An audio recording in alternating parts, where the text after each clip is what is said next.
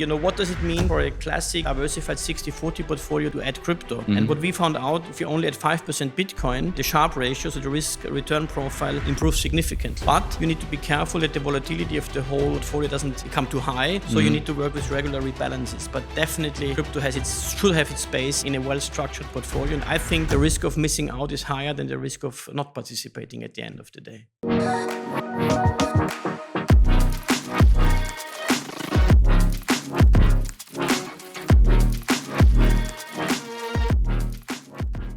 Hello and welcome to Let's Talk About Tech.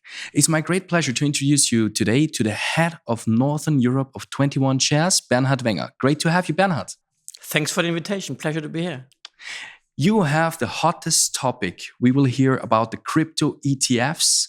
You're representing 21 Shares, a huge company, and you have a big job in this firm. But everybody's curious, how did you get to the position that you hold today, and why are you so excited to have this job and to change the world a little bit in your space? Yeah, I think it's a really exciting job indeed. And how did I get here? It's a long story. I try to cut it short. And maybe I should start when I left university back in the day, and I was always curious of financial markets and wanted to achieve something.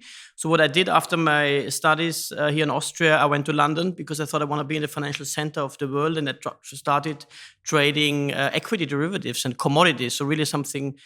At that time, I thought it's fancy, it's new, and I'm early. And I figured out, I was never early in my career, but this is the first time I'm really early in something with crypto, which is so fantastic. And I'm really super excited because there's so much going on. My learning curve is steep, and it's just fantastic. Everybody was speaking about the SEC accepting the Bitcoin ETF early this year, or was it late last year? And this drove the market up. So also like all the altcoins and all crypto actually went up. Why is the market so excited about a Bitcoin ETF? And why is Bitcoin ETF important for the financial sector? I think the Bitcoin ETF was a real game changer because for the first time, really large financial institutions, large asset managers entered the table. You very, very nicely told me we are a great and huge company. I mean, if you compare us to the incumbents, we are rather small, but we are growing quite significantly. And I think the US ETFs opened the way for institutional investors on a global scale, really, because the large asset managers came into the market. And in the US, the ETF is a vehicle that everybody knows, from retail to institutional clients. And you see this now also, who is investing in the US. It's both retail and institutional clients who do it. So I think the institutional adoption is accelerated in the understanding for Bitcoin and for crypto on a larger scale as well. And we shouldn't forget, here in Europe, we have ETF kind of structures already for more than 5 years. That's the reason why we are in the market for such a long time already. And how is an ETF different to a fund or to a bond? What does actually an ETF make an ETF? Yeah, right. I mean, an ETF is a fund. That's clear. But it's not like a mutual fund where you can trade once a day. And you have one price a day. The ETF business existing for many years already on equities and rates gives you the possibility in a very cost-efficient way participate on financial markets, and you can trade intraday. So you can do a lot of trading strategies. It's super liquid ETFs, and it's really the future of financial services. I mean, it's already the present of financial services, but I think in crypto, it's the future of investing. And to answer your second question, the differentiation to a bond, clearly. Probably you're referring to the ETC structure, ETP structure we have here in Europe. For regulatory reasons in Europe, we cannot list or we cannot structure ETFs, fund structures on a single underlying. So you do a bit the way via a so-called bearer bond structure, which has, as opposed to certificates, though limited credit risk, is as close as possible to an ETF as it can be, really, and as same liquidity, same market participants, very efficient instrument. Why was there such a huge discussion about actually the acceptance of a Bitcoin ETF in the first place? I was really surprised. This took a long time. It was in the media. It's coming next month, and then again, like maybe in 6 months. What was the hustle about?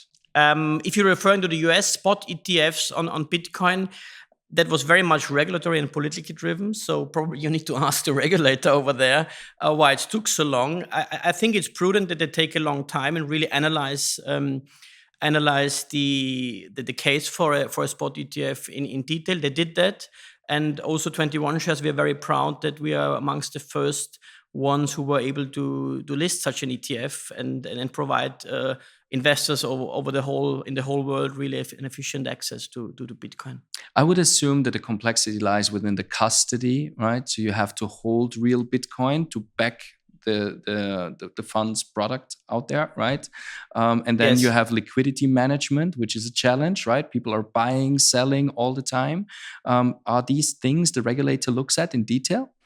I think in particular on the custody side, definitely. That's also the reason why we're working only with state-of-the-art institutional grade crypto custodians. I think we at 21 Chef have the advantage that we issued those products already, like I said in the beginning, more than 5 years ago in Europe. So we have a fantastic track record. We know what we are doing, and we will only work with the best partners. And also on the liquidity side, I think it's important that you have an experience in trading ETFs, in trading ETCs, to be able to provide the market with proper liquidity and with tight spreads. That's really important with ETFs as well. What we have seen as crypto fund managers, we have with Venionaire Web3, we have a crypto fund ourselves here in Austria, the only Austrian regulated crypto fund, in fact. What we have seen and experienced is that the infrastructure improved a lot. So we have better custodians. We have actually the regulator that now knows what a virtual asset service provider is. We have a custodian license, right, in the market, and also software for accounting, for tax management, and all these kind of things. Do you think this has improved, and does this help for the institutional acceptance and also institutional products like yours? I 100% agree. Yes. I mean, on the custody side, we started off with one custodian partner. Now we have a multiple custodian partners, right? That helps us already from a risk diversification point of view, but also to work with the best in the market. I mean, there are rarely ETF providers out there who only work with one custodian, right? On crypto, it's the same. It's a new asset class. So very important. You have credible partners.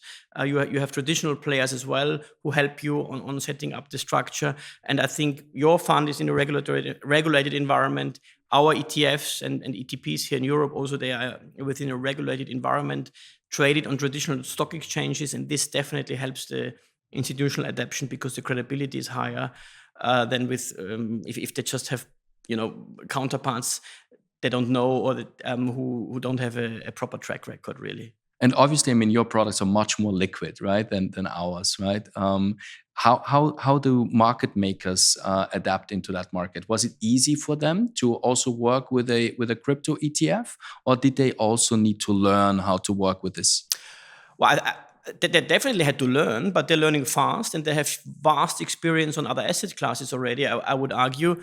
And our best or most important partners on the AP and on the broking side or on the trading side, they have direct crypto trading facilities and are really professionals in what they're doing. So really fantastic partners that together with us help us to really build state-of-the-art investment solutions for investors everywhere, especially also in Austria.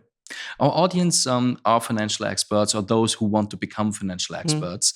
And we always want to educate them, right? Now I know 21 Shares also wants to educate their clients because you want your clients to make informed decisions and to invest only in products they understand, in assets they understand. Why is this so important to you? First of all, I think it's important to understand we don't see ourselves as a pure asset manager. We are more a crypto native firm, which is a lot of crypto knowledge that happen to build those bridges from the traditional world in this innovative crypto world, right? So we have an inherent wish that everybody who is interested in the whole crypto, digital asset, blockchain ecosystem comes to us and we educate them. We see ourselves really as knowledge transfer agent. And only when you really understand what you're doing, you should then make the investment case, which is, in my opinion, quite easy to make because crypto in a portfolio adds a lot of value. But you need to understand it. Why is it important? I don't think anybody should buy any product he or she doesn't understand or doesn't wish for, because then you have probably a kind of negative experience, right? Crypto is a volatile asset class and you need to understand what you're buying, but it can be a very rewarding asset class as well.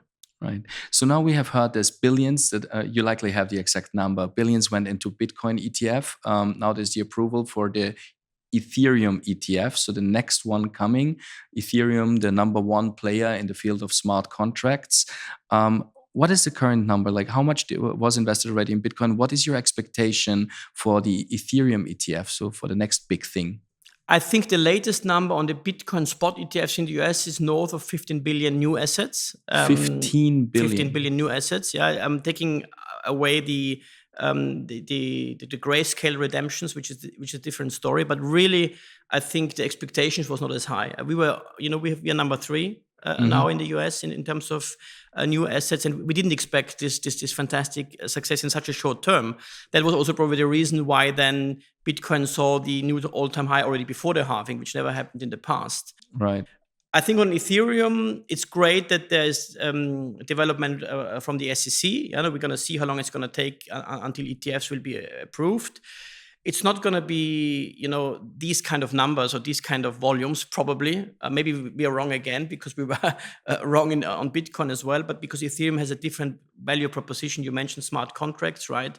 So it's also important to understand the differences between Bitcoin, Ethereum, and other crypto assets. But it will definitely boost investments, boost the public opinion on Ethereum, and the understanding of why it's also important within the crypto allocation of your portfolio also to diversify properly. Yeah, I mean, in my personal humble opinion, Ethereum is actually the smart alternative to Bitcoin. Bitcoin is just a store of value, right? While Ethereum actually has functions, it's programmable. You can do so many interesting things with that. And I always say it's the next generation of the internet coming once we figure out how to actually utilize ownership in this read and write internet Web 2 that we have currently. Now, I saw on your website you have 40 different products. Why so many? And how come you have baskets, single assets, etc.? How did that evolve? And how do you approach your product strategy at 21 Shares? I think investors need choice. Especially in crypto, we have some investors who prefer have a Bitcoin allocation, maybe Ethereum because it's the second largest crypto asset, or some alternative single coins. Then again, our first product was a basket because we believe also in diversified investments. So HODL, that was our first basket product, all physically backed. So really to provide investors a diversified way of investing into crypto. We also have an interesting product for alternative asset managers, which combines the two most liquid alternative assets of this planet, gold and Bitcoin, in one product called Bold. Also quite innovative. So I think choice is important, but also a quality control in terms of what we are issuing. And I think we have 2 layers of quality control answering your question, how we choose underlyings. First of all, it's our own research, which needs to have an opinion on certain underlyings, whether we should launch it or not. And then secondly, because it's, ETCs are a vehicle in a regulated environment and listed on traditional stock exchanges like Vienna Stock Exchange or Xetra in Germany or SIX in Switzerland, the stock exchange also has an opinion whether they accept an underlying or not. And I think that's very important because it gives you an outside third-party quality control of the underlying. And I think it's great because no traditional exchange would take a reputational risk if they don't believe in the underlying. And this shows me the qualitative aspect of our product set, really.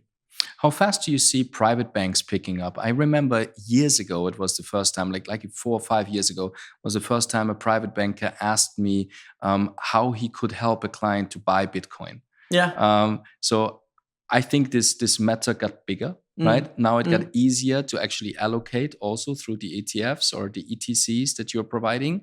Are the bankers already there? Are they suggesting this proactively? Do they diversify portfolios of their clients? It varies, I would say, a bit from jurisdiction to jurisdiction. I mean, in Switzerland, for instance, we're a Swiss-based company, not by coincidence, because it was a very early regulated environment. The adoption is probably further down the line than in countries like the UK, where retail or private clients are not allowed yet to invest into crypto ETCs, but that might change. We just had today was our first listings in the UK, but only for professional clients. Mhm. But in general, I would argue, and I would see a lot of demand from investors, like from private clients, and also from some relationship managers. But they need to convince also the top of the house to take an active stance on crypto. And I think there's still some way to go. But again, I think developments in the US, news here in Europe, on institutional adoption, on private banking adoption, on regulatory clarity help a lot to speed this process up, really. Right. And I mean, from a diversification standpoint, it totally makes sense, right? To have this asset class also mixed by. Yeah, I mean, we do a lot of analysis. What does it mean for a classic, say, diversified 60-40 portfolio to add crypto? And what we found out, if you only add 5% Bitcoin, the Sharpe ratio, so the risk-return profile, improves significantly. But you need to be careful that the volatility of the whole portfolio doesn't become too high. So you need to work with regular rebalances. But definitely, crypto should have its space in a well-structured portfolio. And I think the risk of missing out is higher than the risk of not participating at the end of the day. True story. I mean, we have experienced high inflation, right? We have slowed down equity markets, right? I mean, Magnificent Seven aside, the rest was quite slow, right? So we see that this market makes total sense. Now, crypto in general, right, is a game changer. The Web3 is coming. You have this state of tokenization report at 21 Shares. Why is that? And how are you looking at tokenization in general? Are you only focused on financial products like the old fund products, right? Or are you actually seeing a future that is more directly on the blockchain? Well, the short answer would be we believe that at a certain stage in the future, everything will be tokenized.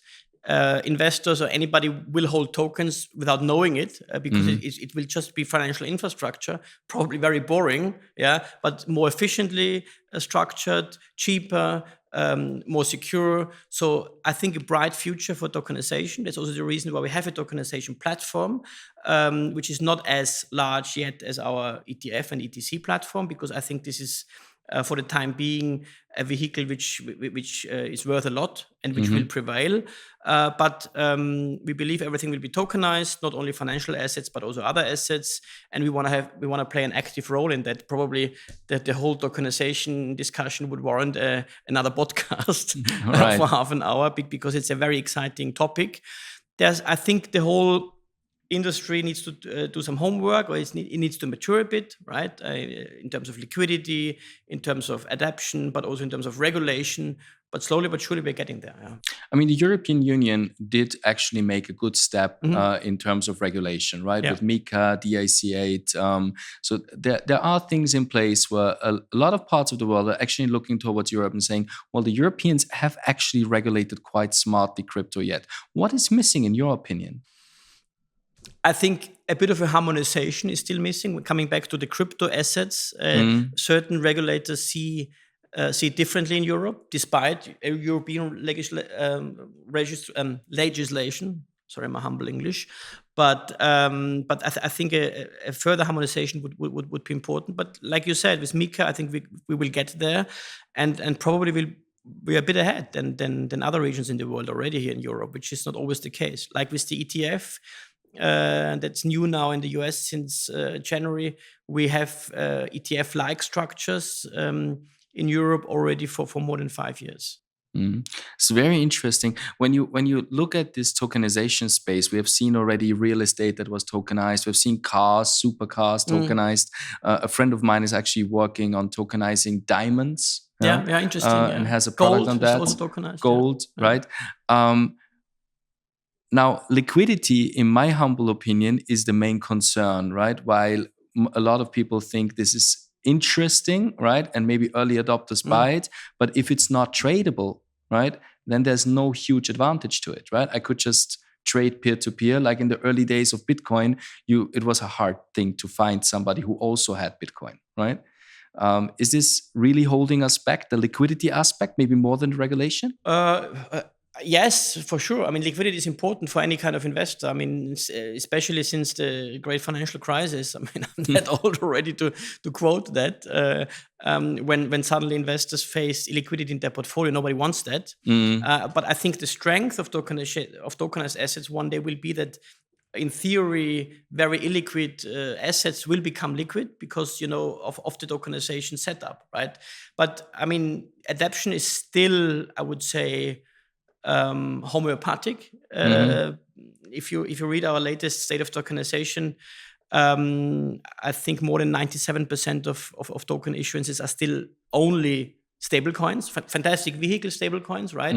But there's a long way to go. But I think it's very encouraging that diamonds are tokenized, that gold is tokenized, money market funds. It's an early stage. I mean, in the whole digital asset crypto ecosystem, we believe we are where the internet was probably end of the 90s. Yeah? So still a long way to go. And end of the 90s, when I was studying, I would have never imagined that I do all my business and everything on a handheld device and on my mobile phone. And now here we are, and we're talking about the next generation already. I'm old enough to have worked with BlackBerry, know? And it was a huge game changer to actually swipe and have little computers in our hands that totally changed the landscape. One last topic I need to touch because it's always the big elephant in the room: central bank digital currencies, right? In DeFi, the market always says, in decentralized finance, right, we need stable coins, we need solid stable coins. There are a few stable coins out there like USDC, USD, etc. All have different mechanisms. Do you think that stable coins could be a topic for you as a firm? Will BlackRock issue one, or will it actually be central banks introducing such an instrument? And is it important at all or not? Well, I think central banks also want to have a part of the cake and go with the time. So I think central bank digital money will come. Yeah, but I don't think you can compare it to any private stable coins, which also have a lot of merit. And I think this is the beauty with digital assets, with crypto, that it's very democratic and everybody can do it. And I think we see encouraging developments, and stable coins are important for the whole ecosystem. But yeah, I mean, what central banks are doing, I'm a bit far away to that. Yeah. I think they will always exist, to be honest. Yeah, and I think a certain regulated framework is important. But yeah, they should also open for and become modern, definitely. Is a stablecoin a topic for you at 21 Shares? Not for the time being, but I would, in such a fast-moving environment as crypto, I wouldn't rule out anything, to be honest. That's very cool. So we have to keep in mind, even though we all like Lamborghinis, we'll still have fiat around, right? Referring to the cash, right? Exactly. In euro. I hope you guys enjoyed this exciting episode. It was great having you, Bernhard. Anybody interested can read more about 21 Shares online in the website 21shares.com. So look that up. Make sure to subscribe to our channel and tune in for the next episode. Cheers, guys.